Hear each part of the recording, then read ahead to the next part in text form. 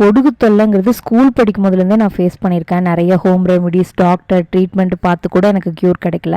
இந்த apple cider vinegar treatment எனக்கு ரொம்பவே ஹெல்ப் பண்ணுச்சுங்க. ரேண்டமாக யூடியூப்பில் ஒரு இங்கிலீஷ் டாக்டரோட சேனலை ஃபாலோ பண்ணும் போது தான் பார்த்தேன். பயமாக தான் இருந்தது, வினிகரை தலையிலையான. ஆனாலும் அந்த ஹேர் லாஸ், அரிப்பு தொல்லை தாங்க முடியாமல் ஒரு கான்ஃபிடென்ட்டில் ட்ரை பண்ணேன். டாக்டர் தானே சொல்கிறாருன்ட்டு. உண்மையிலே எனக்கு ஒர்க் அவுட் ஆச்சு. ஒரு மூடி ஆப்பிள் சைடர் வினிகர் எடுத்திங்கன்னா 3 மூடி தண்ணி ஊற்றணுங்க. அதை நல்லா டைல்யூட் பண்ணி தான் நம்ம ஸ்கேல்பில் போடணும். ஆயிலி ஸ்கேல்ப்புங்கிறதுனால நான் எண்ணெயே வைக்க மாட்டேன்.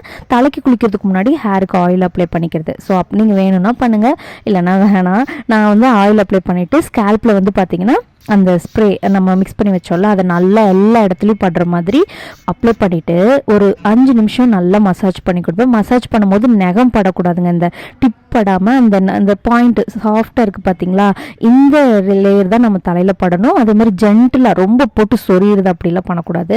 அது ஸ்கேல்ப்பையும் ஹேர் ரூட்ஸையும் டிஸ்டர்ப் பண்ணிடும். நல்ல ஒரு மைல்டு மசாஜ் கொடுத்துட்டு ரெகுலர் ஷாம்புல ஹேர் வாஷ் பண்ணிடுவேன். முதல்லலாம் வீக்லி த்ரைஸ் பண்ணிட்டு இருந்தேன். டேண்ட்ரஃப் குறைஞ்சதுக்கப்புறம் வீக்லி ஒன்ஸ் பண்ணி மெயின்டைன் பண்ணிக்கிறேன். நான் ரொம்ப வருஷமாக ஃபாலோ பண்ணுறதை உங்களோட ஷேர் பண்ணியிருக்கேன். பிடிச்சிருந்தா லைக் பண்ணிடுங்க. மறக்காமல் நம்ம சேனலை சப்ஸ்கிரைப் பண்ணிடுங்க. தேங்க்யூ ஃபார் வாட்சிங்.